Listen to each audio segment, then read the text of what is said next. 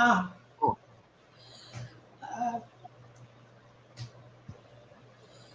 Good evening, ladies and gentlemen. On behalf of the trustees of Destination Heritage and myself, Dr. Geeta Badikilaya, the founder trustee. It is on popular demand by our well-wishers and friends that Destination Heritage is restarting its monthly webinar series on various aspects of heritage, which we stopped 3 years back. We continued doing this in uh, we did this program for about 61 programs and 10 webinars in collaboration with Bharatiya Vidya Bhavan, New Delhi. So we thought we will start off from July, the later half of 2024, with a temple of the Himachal Pradesh, which are very unique and very fantastic by themselves. Taking into account the topography, the contour of the land, they have adopted archaeological methods, which Dr. Subhasini Aryan will take us and give us an insight into that. For those of you who have joined our first program now, I would like to say that Destination Heritage is a 8-year-old organization into the gamut of heritage activities, be by curated walks, talks, programs, and doing 3 credit programs and syllabi for 2 universities. So today we have Dr. Subhashini Aryan, a renowned art historian who is an expert on Western Himalayan temple architecture and sculptures. A PhD in Indian art history from the MS University Baroda. She has written around 30 books on the subject, besides crafts and folk art of this region. An academic, she has been honored with the numerous awards and prestigious postdoctoral fellowships, a recent one which she has finished a few days back. Dr. Aryan has written authoritatively on wooden temples and the stone temples of Himachal Pradesh. The innumerable wooden temples that dot the entire length and breadth of this region are interesting on account of their architectural styles, like hut-like structures, towers, and tiered roof shrines, preceded by mandapas. Striking similarities are discernible in both the temple modes, such as the lantern ceilings, pot and foliage capitals of pillars, and the recessed door frames leading into the Garbhagriha. She has written on the stone temples in Nagara style prevalent in North India.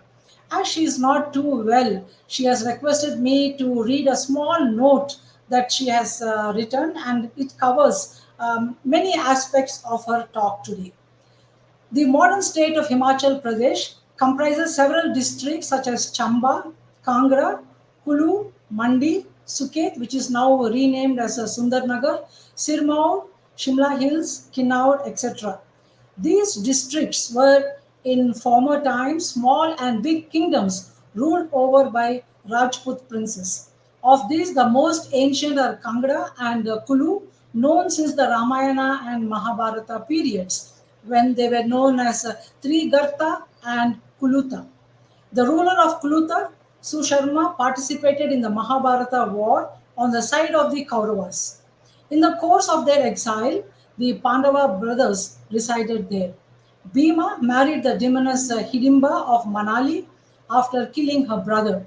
His son, Gatotkacha, by her also participated in the Great War.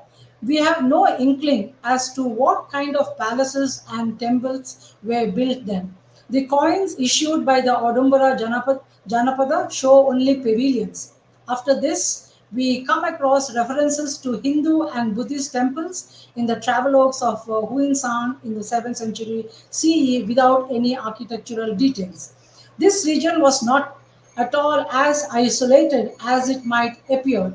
It formed a part of the Mauryans, the Guptas, the post Guptas, and the Pratiharas. Owing during the Gupta period, the craftsmen traveled from Kanauj and other parts of Kangra, Chamba, and Kulu to carry out commissions for the local rulers.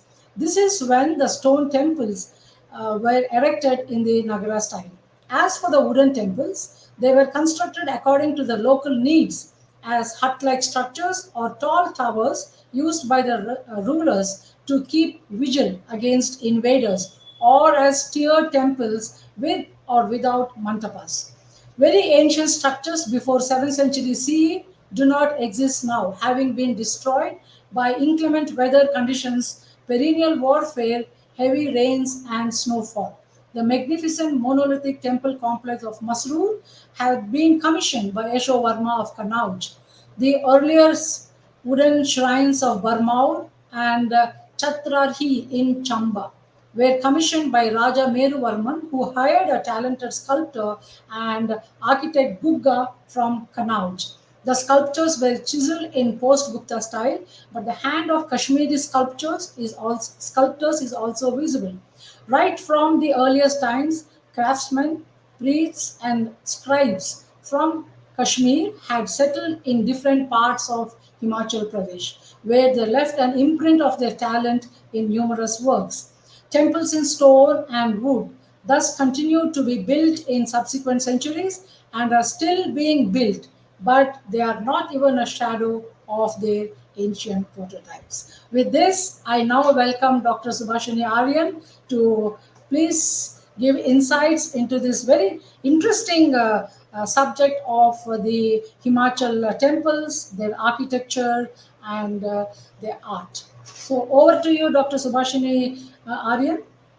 Thank you, Dr. Geeta. Can I have the next slide, Shreyas? Shreyas, Yes, ma'am. Uh, the next slide is visible. yeah, as you can see that during the British period, this region was renamed as Punjab Hill States for administrative purposes. It was also known as the Western Himalayan region. It is home to one of our country's richest artistic and cultural heritage that remained preserved for centuries on account of its hilly terrain, away from the ongoing political turmoils in northern India. At the same time, it remained in touch with all artistic developments that happened in the Gangetic Plains. The great Mauryan Emperor Ashok set up his rock edict at Kalsi in the 2nd century BCE. Subsequently, from the 3rd century BC to almost 4th century AD or CE, the Hindu rulers of the Janpads, that is republics such as the Adambaras, the Yodhayas, the Punintas, the Vemakis, and others issued coins that give us significant insights into their religious beliefs. They venerated Hindu deities, goddess Lakshmi, Shiv, Vrishvahan, Kartikeya, Rishi Vishwamitra, etc. in pavilion-like shrines. These republics vanished when the mighty Gupta emperors expanded their vast empire from the 4th century onwards to the 6th century or mid 7th century with the demise of Harshvardhan in 647 AD or CE. It was during the Gupta period that the Nagar style stone temples came to be erected in the western Himalayan region. Next, first I tell you about the stone temples of Himachal Pradesh. As stated earlier, a large number of stone temples were ordered to be built in the Nagar style temple architectural mode that had originated and developed in the Gangetic Plains. Temples in this style are crowned by a tall curvilinear spire, that is shikhara, that is decorated entirely with minuscule chaitya arches crowned by an amalak and a pointed finial rising from a kalash or pot. Originally, the shikharas were three rath, that is the central projection, flanked by two offsets or rathas. Gradually, the spires became more elaborate with the addition of 5 or 7 rathas. Numerous stone temples were erected by the rulers in different parts of the state, such as Chamba with Barmor as its capital, Kangra, Kulu, Shimla Hills, Mandi, Bilaspur, Suket, now Sundarnagar, but very ancient ones have not survived. A cluster of small shrines exists at Parhat in Shimla Hills, datable to late 6th, early 7th century AD. These are the earliest examples. Next, this is the Champavati temple in Chamba. Champavati was the daughter of Raja Sahil Verma, who founded Chamba as the capital city. Before Chamba, Barmor was the capital of Chamba since 550 AD. Now, this is the earliest stone temple in Chamba built in the 10th century in memory of Raja Sahil Verma's daughter Champavati. It is modeled on Mani Mahesh temple in Barmor. Next, this is the only monolithic temple complex existing in North India. The next one, the other temple, the other example of monolithic shrines exists in Madhya Pradesh at Damanar. And these are rock-cut cave shrines built in the Nagar style. There are 17 shrines, but now in a much dilapidated condition because of earthquake, the massive earthquake that destroyed them in 1905. Next, please. Masroor. Now I'll tell you briefly about this monolithic temple complex at Masroor. It was built in early 8th century AD. Kangra Valley is renowned for its monolithic temple complex comprising 15 to 17 shrines. The main shrine, known as the Thakur Dwara, is believed to have been dedicated to Vishnu or his incarnation Ram, but the stone statues enshrined are comparatively modern.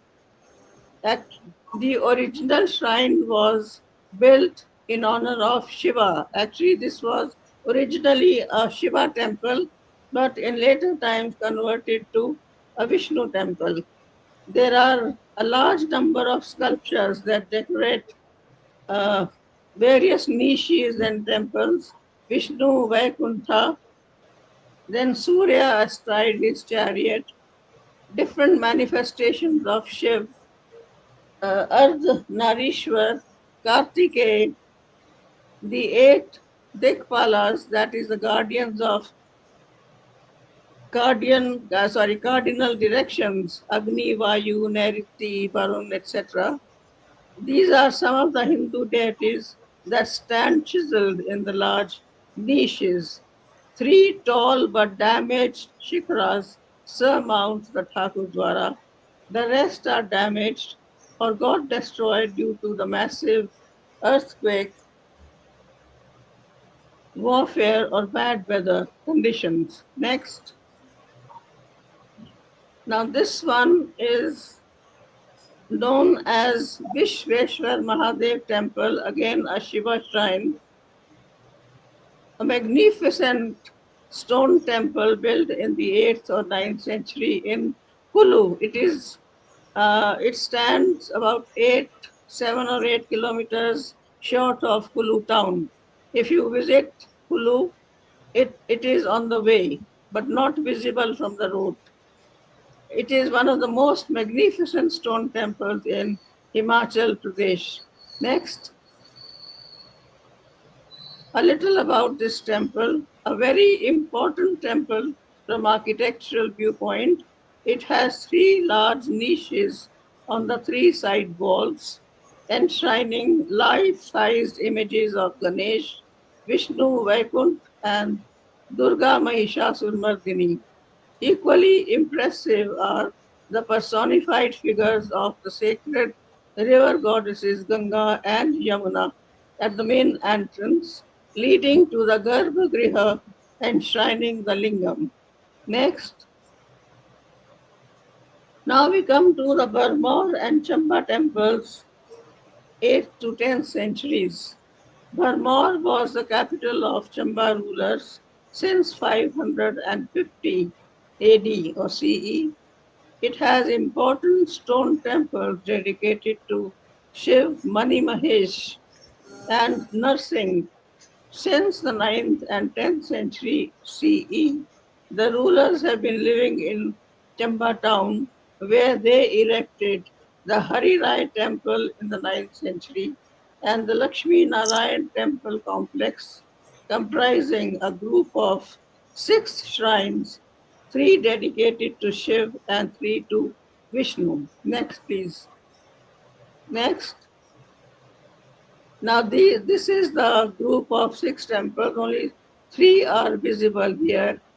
Raja Sahil Verma, who founded Chamba town as his capital city, he erected 6 stone temples in Chamba town in the 10th century, close to his royal palace.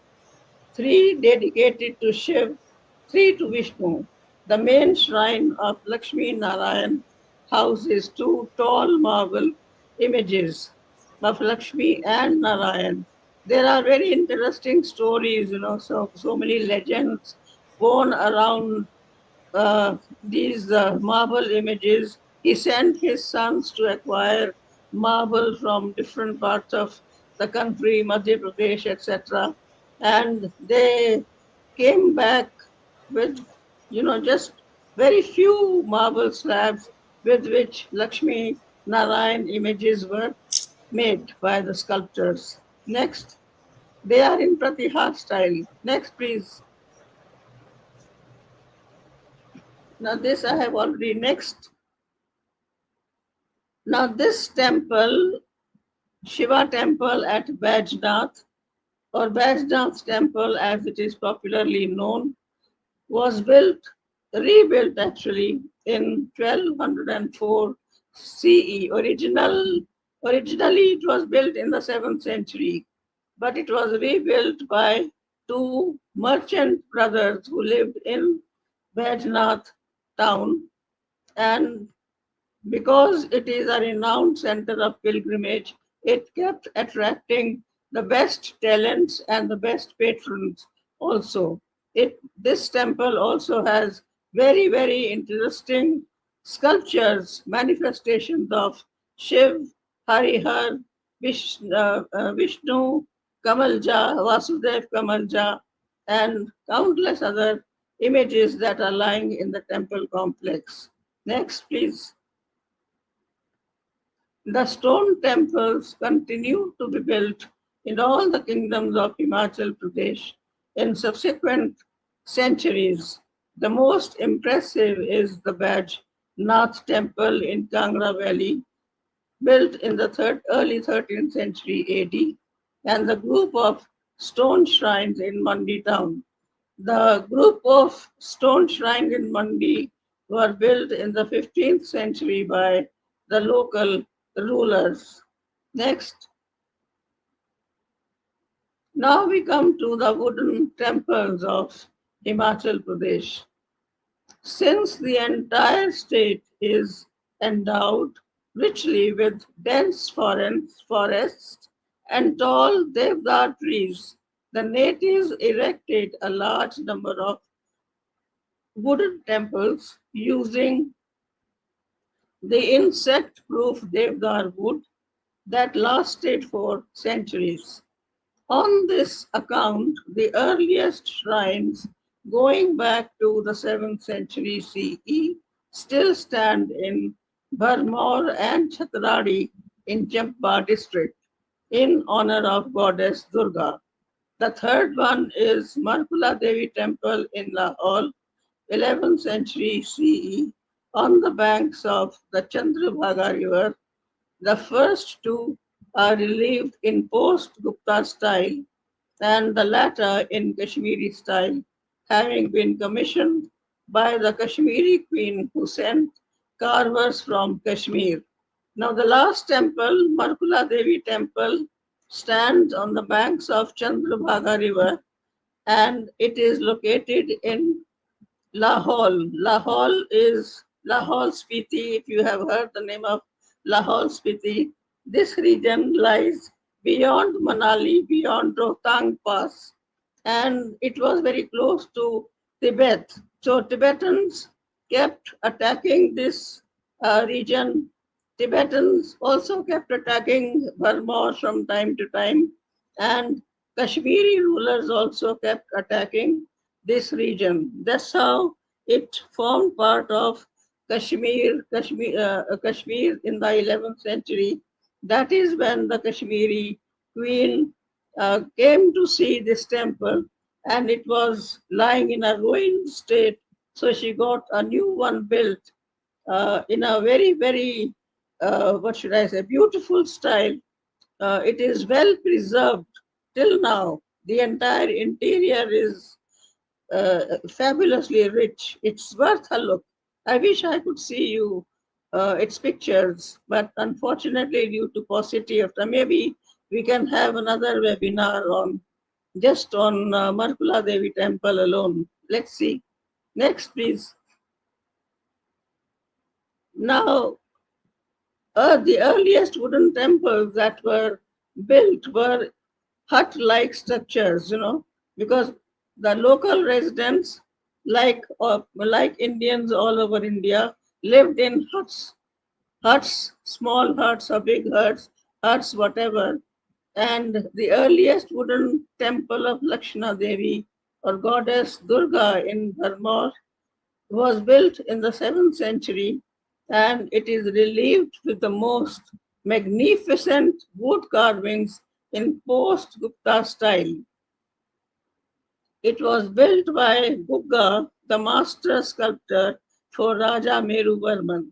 It is a hut like structure termed chalet by Western writers.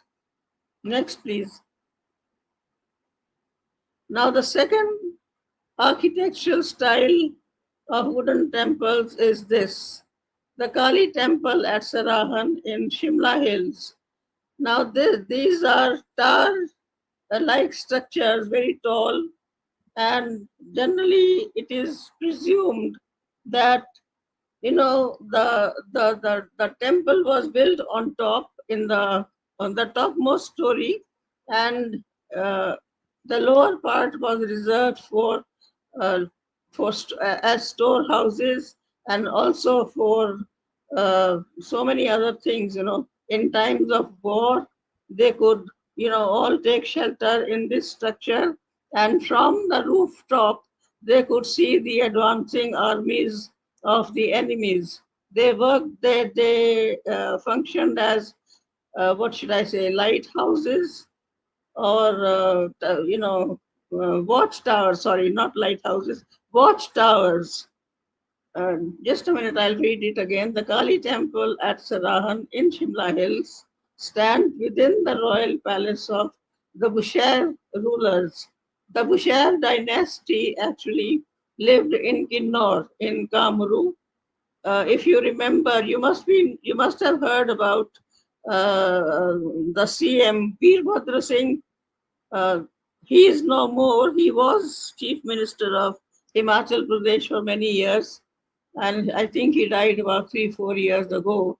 He belonged to the Bushehr dynasty. His forefathers started marched out from a very tiny village in Kauru and fought battles with Tibetans, expelled the Tibetans from Kinnor, and founded a very strong and powerful dynasty, which is known as Bushehr dynasty.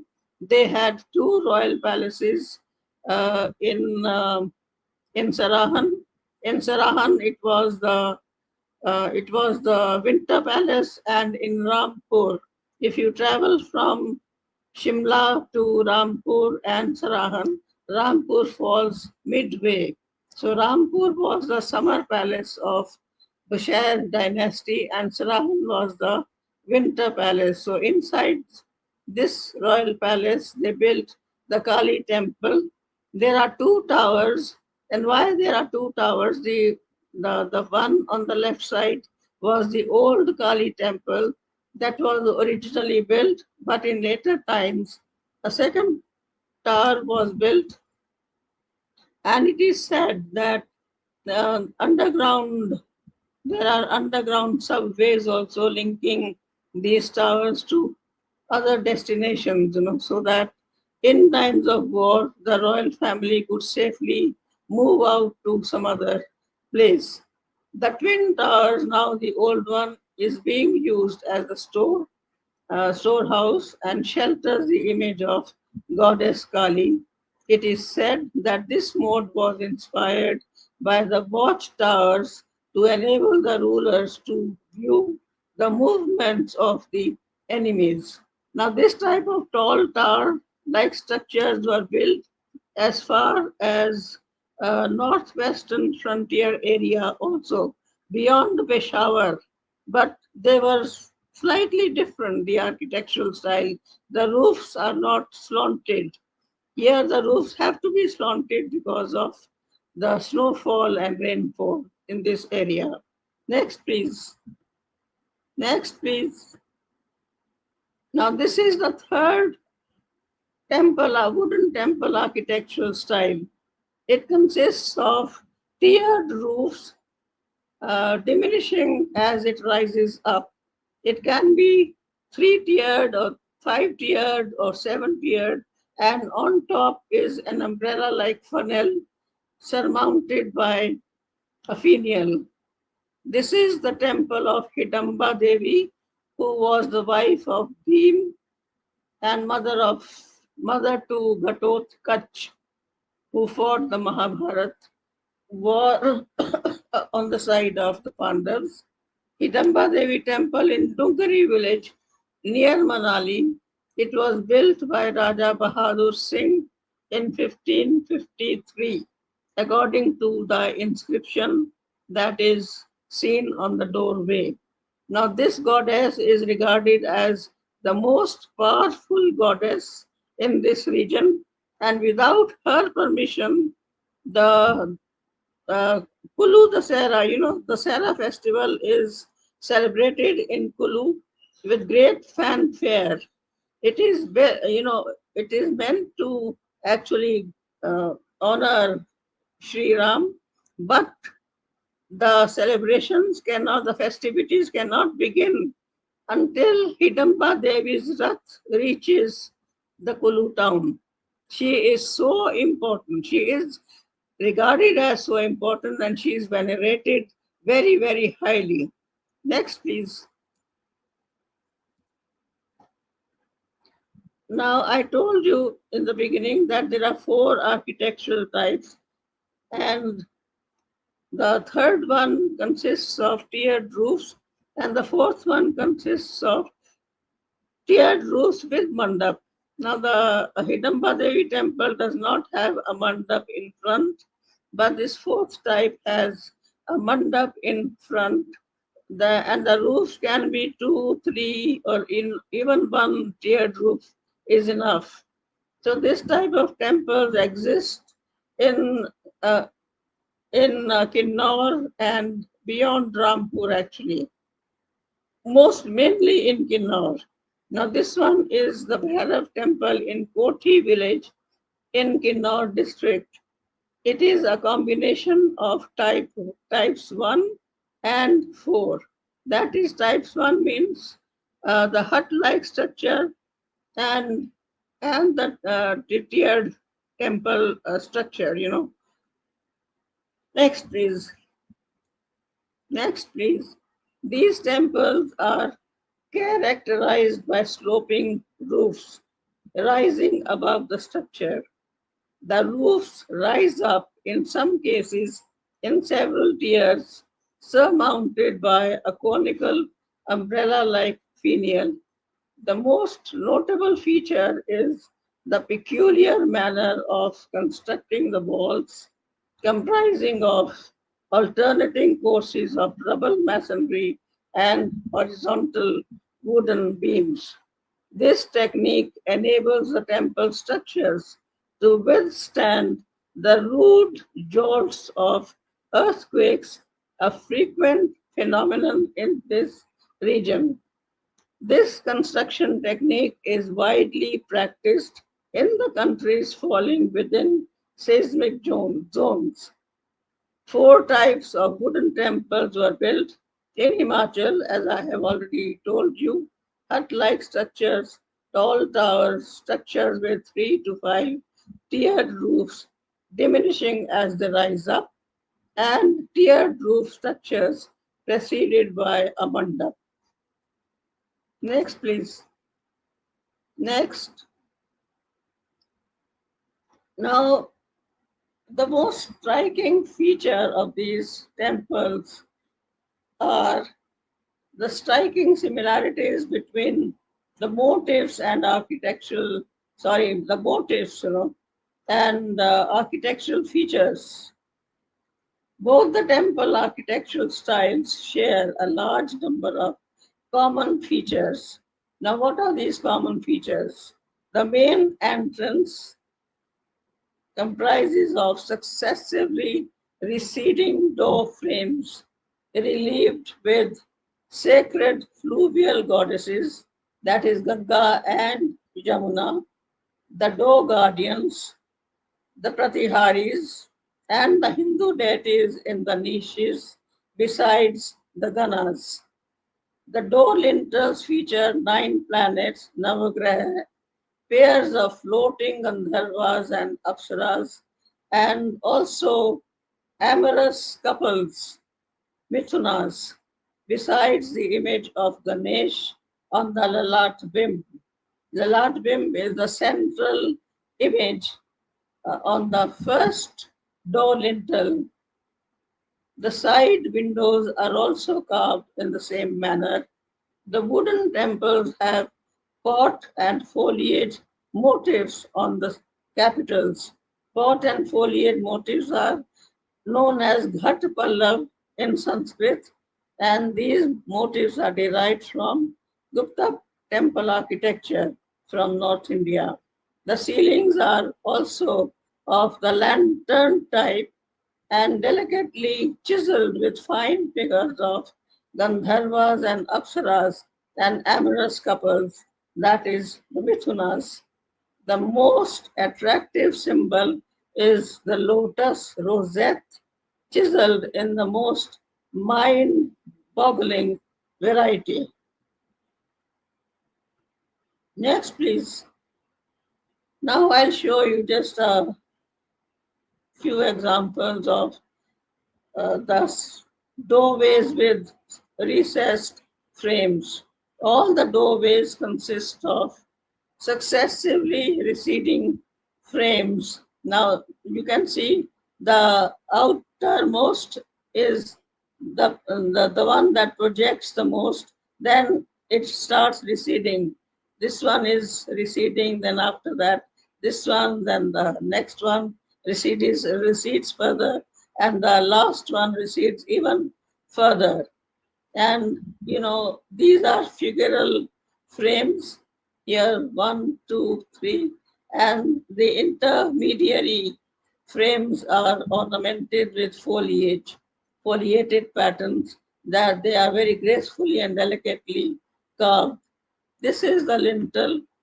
This is also the lintel. Here you can see the Gandharvas and Apsaras floating and carrying garland and also crown, which they offer or want to offer to the deity enshrined in the Garbhagriha. Here you can see the figural uh, sculptures of the Hindu deities standing in elegant three-bhanga postures. You can see the elegant standing postures of the deities. This is Vyal, an imaginary uh, animal in the corners. And here you can again see the Gandharvas and Apsaras offering the crown in the center. And sometimes, the Mithunas are also carved on these lintels, but not in this one. There are other examples. Next, please. This is, the earliest, sorry, that the doorway I showed you is the earliest, this one. This is the earliest 7th century wooden temple of Lakshana Devi in Vermor in Chamba district.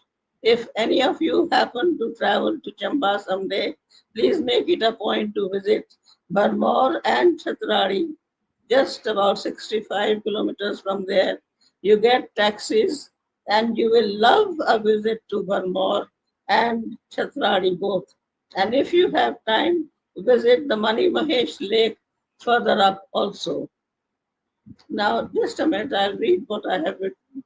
All the doorways consist of successively receding frames divided into niches sheltering the Hindu deities, Ganas, sacred river goddesses, Mithunas, that is, amorous couples, Gandharvas and Apsaras.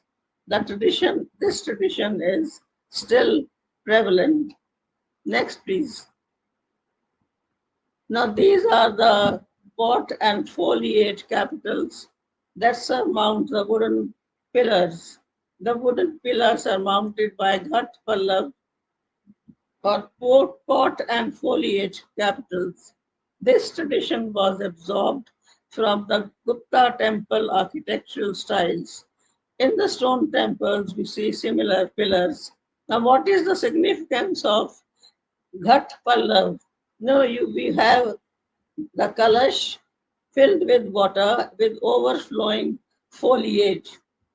These are the symbols of plenty, symbol of prosperity. So a lot of prosperity and plenty are ushered in by carving this kind of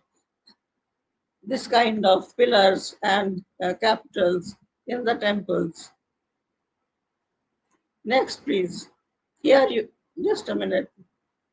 Okay, here you can see the lotus petals, the band of lotus petals. They again signify a lot of elegance and beauty. Now these are the amulak.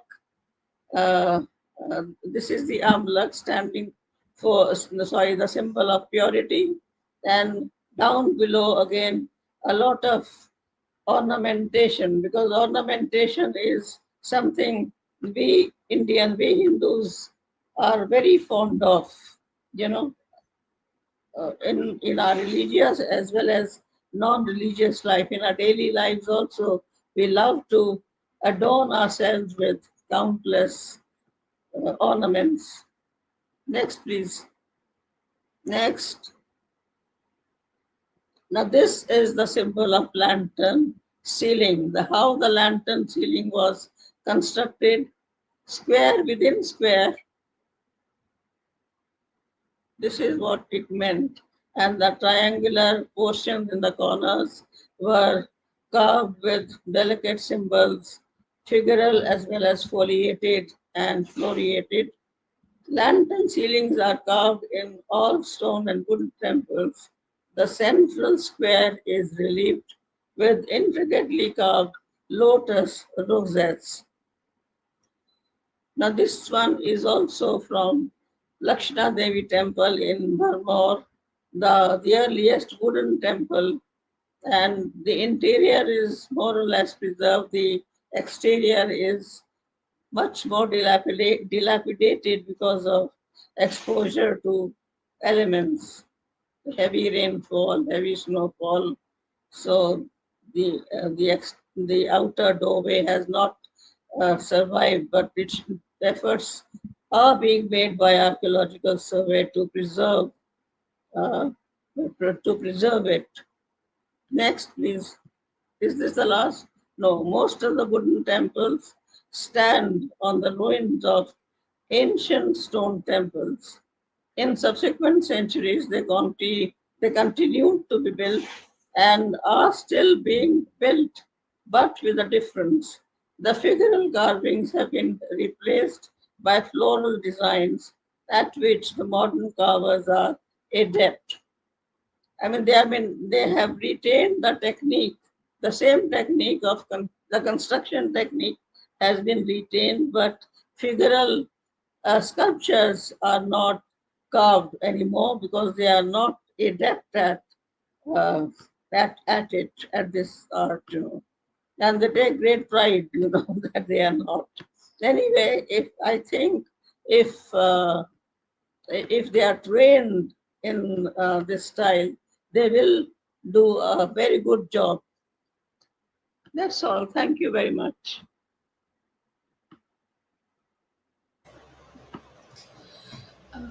Thank you, Dr. Aryan.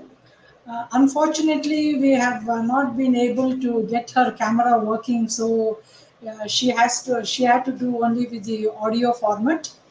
And she was also sick for the past 2 days. In spite of that, we got this webinar going, since we wanted to make a start in the month of July itself. You have kept yourself well during this 45 minutes of talk, Dr. Aryan. Thank you so much. Thank With you this very much. small, with this small talk of hers, I am sure many of us are already thinking of making a trip to the land of the Dauladars of Devabhumi to soak in the enchanting architecture and the spiritual contentment thereof.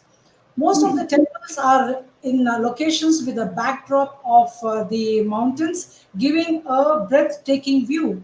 The dense forests and the wood of insect resistant deodar trees were used in the construction of the 7th century Burmaur and Chatrari wooden temples, but today stand as sentinels of times gone by. It is interesting to note the contribution of a Kashmiri artist sent by a Kashmiri queen in the building of the Markula Devi temple. That temple tops could be used as watchtowers, and the rulers would be alerted of the enemy movements is indeed fascinating. Surprisingly, Hidimba's footprints are worshipped in the temple, and probably it is one of a kind in the country. The sloping roofs and the walls made of alternating layers of rubble and wooden beams and receding door frames is a signature technique to withstand the seismic upheavals which happen there very frequently. Indeed, Himachal is beset with a rich cultural legacy and a diverse archaeology, notwithstanding the national and political disturbances. And these are a unique feature of the state that have been deftly brought out by Dr. Aryan. So I would request the guests to please type your questions, which you will take after my wrap up.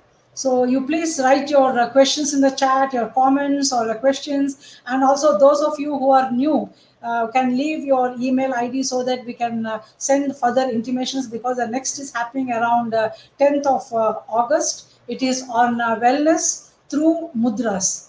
So I would now request our intern Shreyas, who has done a wonderful job in putting two less tech savvy ladies in a mode that we are able to do this webinar. So Shreyas, you please call out the comments and the questions that have been asked by our esteemed audience. So over to you.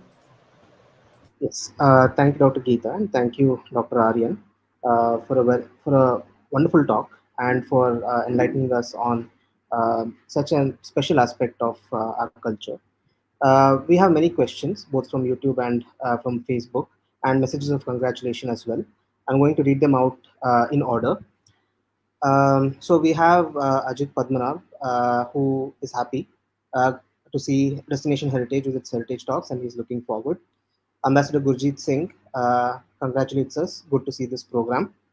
We have a few people who tuned in from Himachal Pradesh, from Delhi, who are interested into Himalayan architecture. Tanu Sharma from Himachal Pradesh, Arun Kapoor, who is from Delhi, is a temple architecture enthusiast.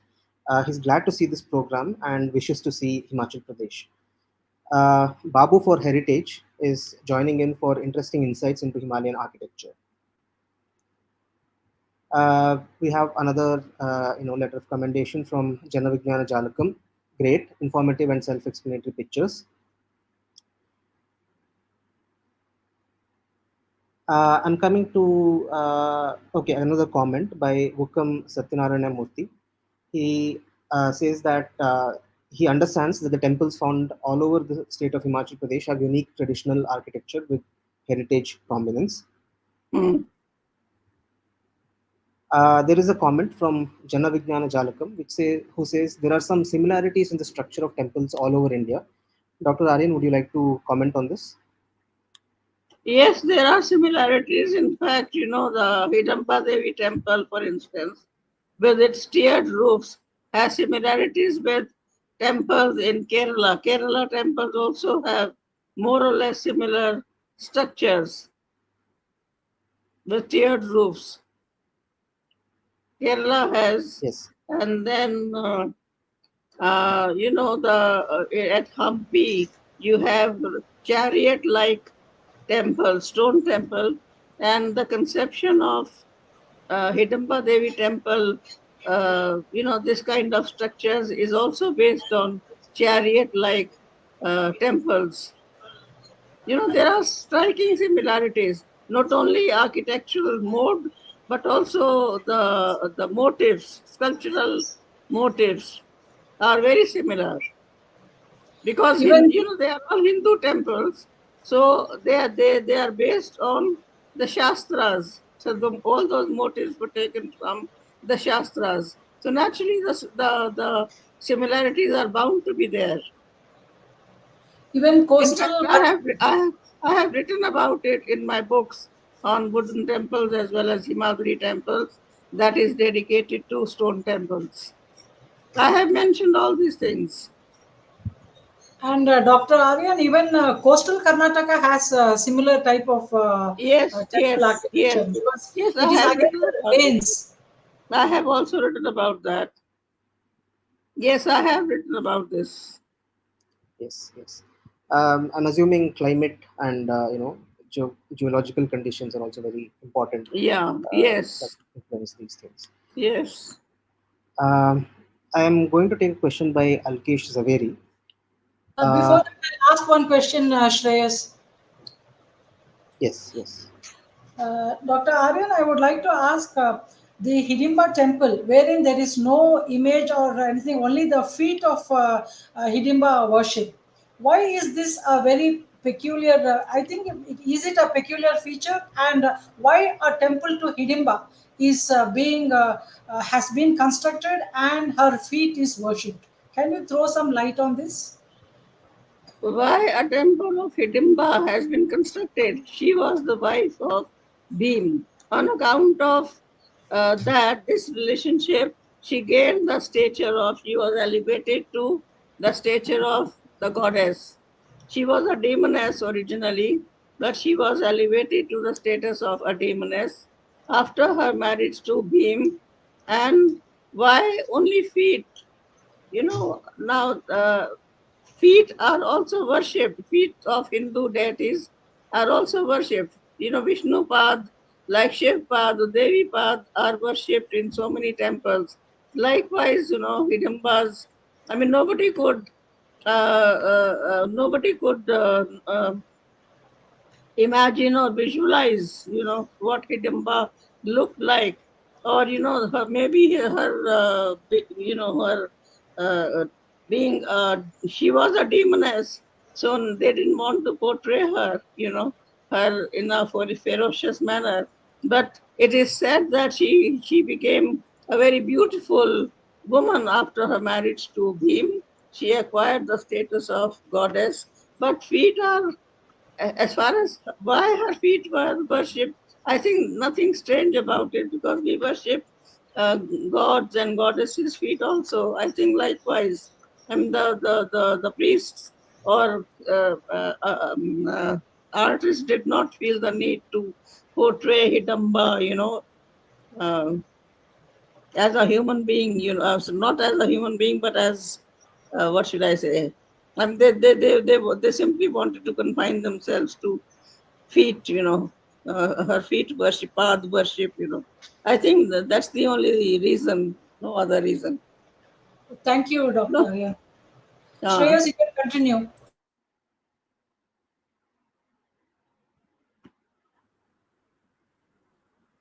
you have any other question?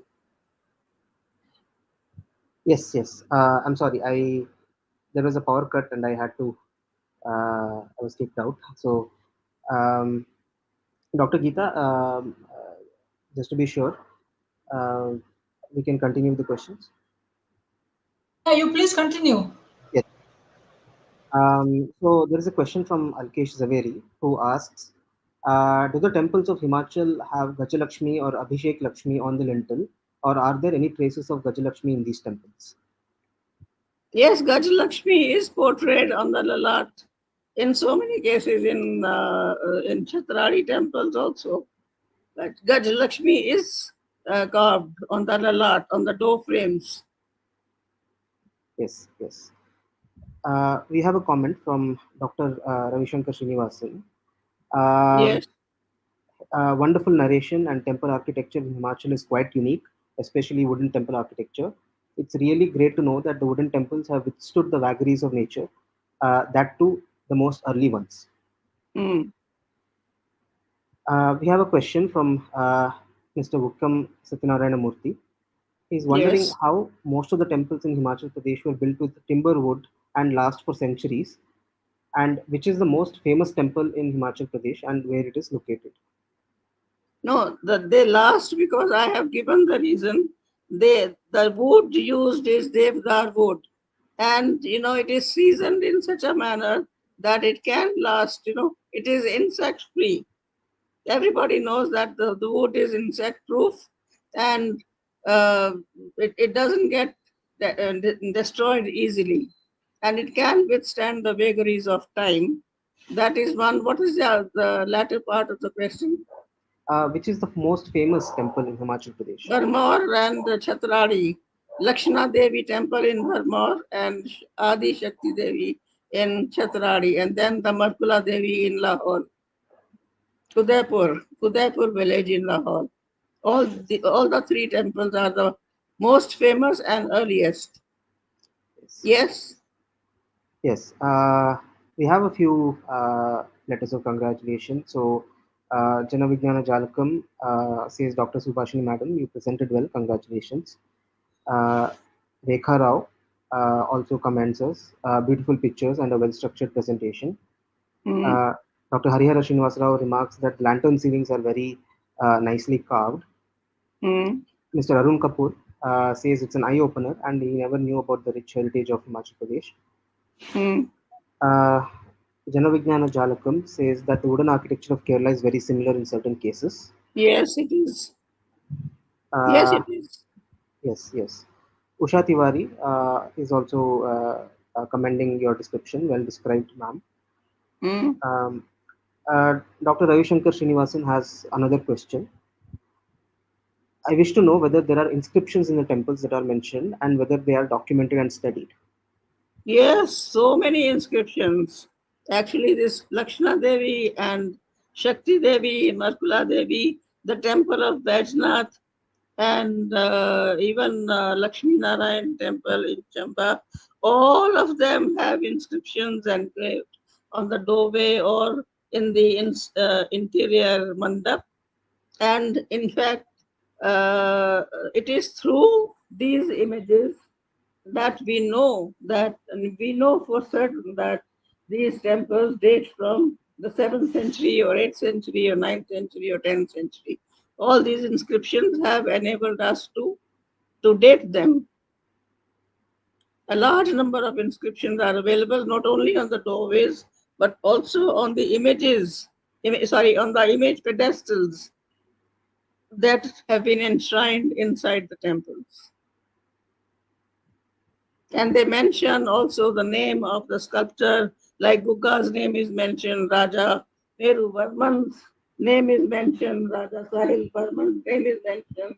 Then at Bajnath, the Bajnath Prashasti mentions the name of the two merchant brothers who commissioned this temple to be built in 1204 AD, and it was rebuilt at the site of a 7th century temple. It is clearly mentioned in that inscription.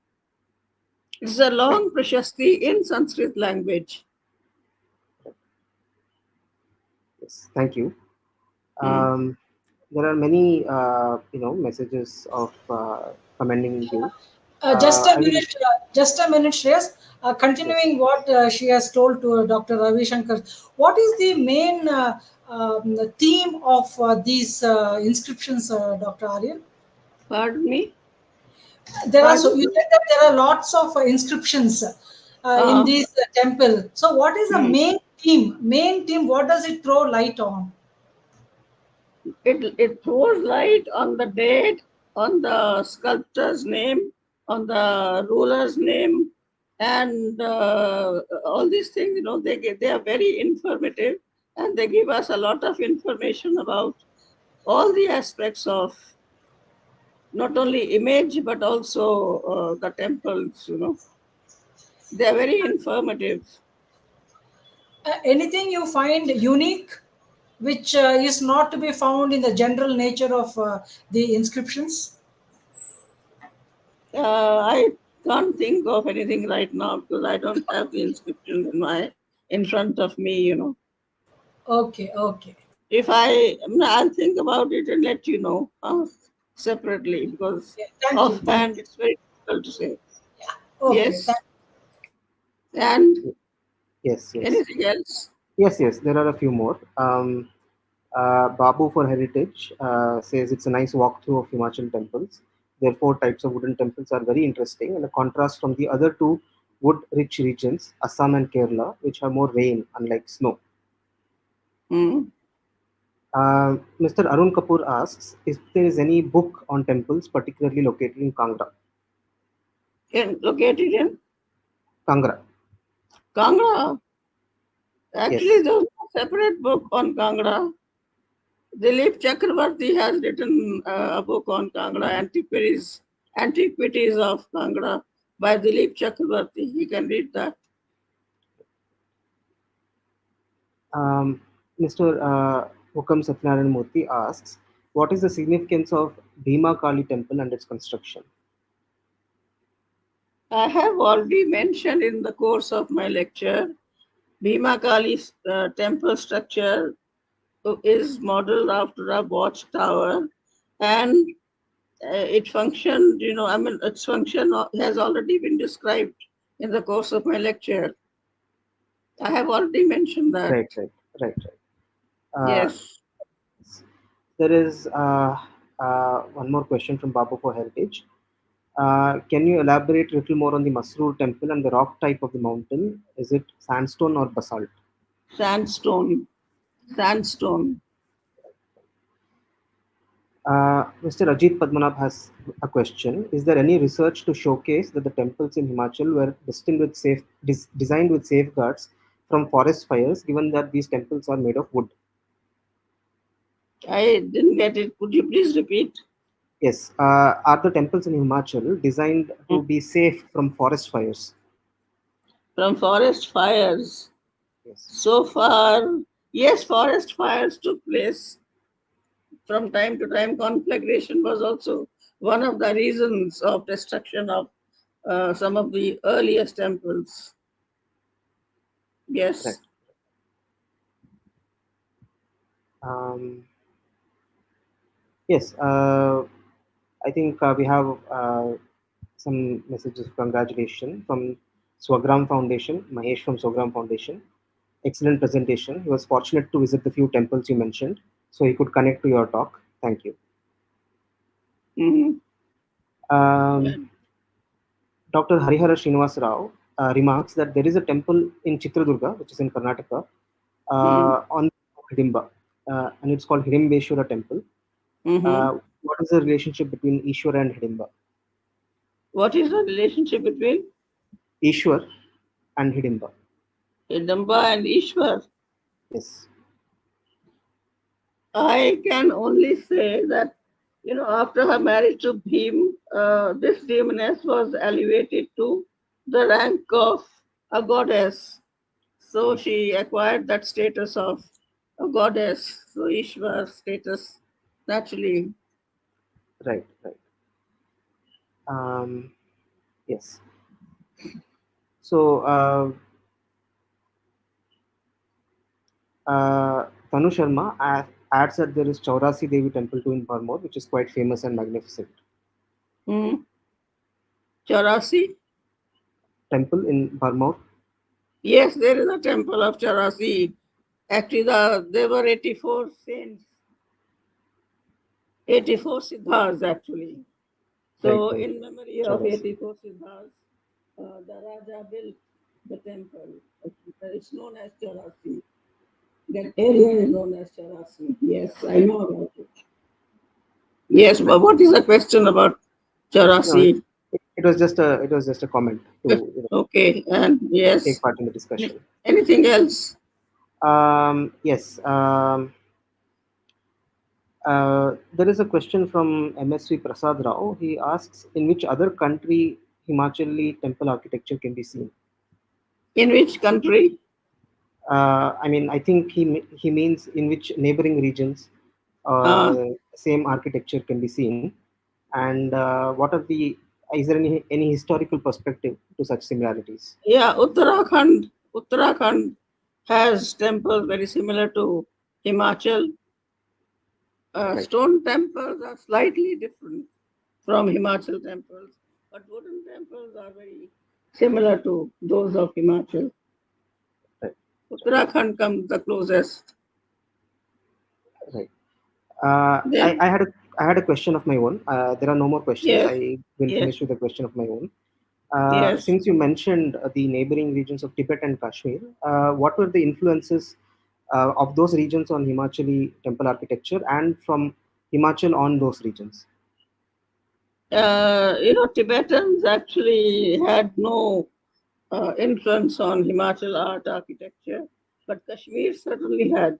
Kashmir played a very significant role as far as Himachal art and architecture is not architecture, I won't say architecture, but on the sculptural art, on sculptural iconography, there's a lot of influence. And then there were not only artists from Kashmir, a large number of scribes and priests also lived in Himachal. They migrated from Kashmir and continued to live in Himachal for centuries.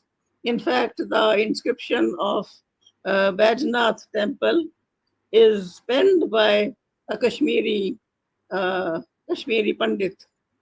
Well, they lived on for centuries, and their influence, the influence of their style, influence of their iconography, is very strong on Himachal sculptures, but not on temple architecture. Kashmiri temple architecture is entirely different, and why Kashmiri temple architecture is different is because Gandhara artists came, they left Gandhara after the disturbances, polit- political disturbances. They migrated to Kashmir, settled in Kashmir, and were patronized by Kashmiri emperors. So they built temples in a very different style. So Kashmiri temples are built in a very different style from the Nagar style. They have nothing in common with Nagar style. Anything else? Yes, yes. I think that's all for the questions. There are many messages of thanks and congratulating you on a very good talk. Okay. Over to Dr. Geeta. So if there are anything very interesting, just read out. Some of the comments can also be very Yes, heartwarming. yes, Please read definitely. them. Definitely. Dr. Ravi Shankar, thanks you for your elaborate explanation on the inscriptions. Um, Mr. Alkesh Zaveri has just a comment that there are wooden temples of Gujarat as well. Yes, I have seen wooden temples in Gujarat, but they are different, differently Right, styled and different. I have seen them. Yes. right, right. Uh, the channel Chandra's Food Delights, they say that they feel like visiting Himachal Pradesh after attending this presentation, and they thank you. And Mr. Venugopal Ram, he says interesting information on Himachal temples. I am aware of these only now, and he conveys his thanks to both Dr. Geeta and Dr. Subhasini. Thank you very much. So thank you, Dr. Subhashini Aryan and Shreyas for the successful conclusion of this first webinar on Destination Heritage Platform.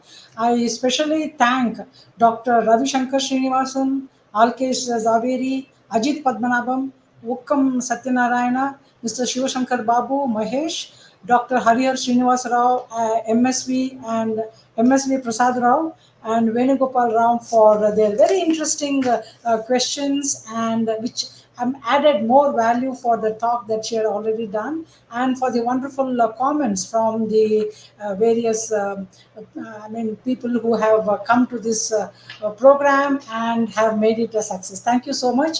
We will again meet next month. So Thank good you very night. much, Dr. Geeta and Dr. Shreyas. Thank you. Good night, Good night. one and all. Thank you Good so night. much.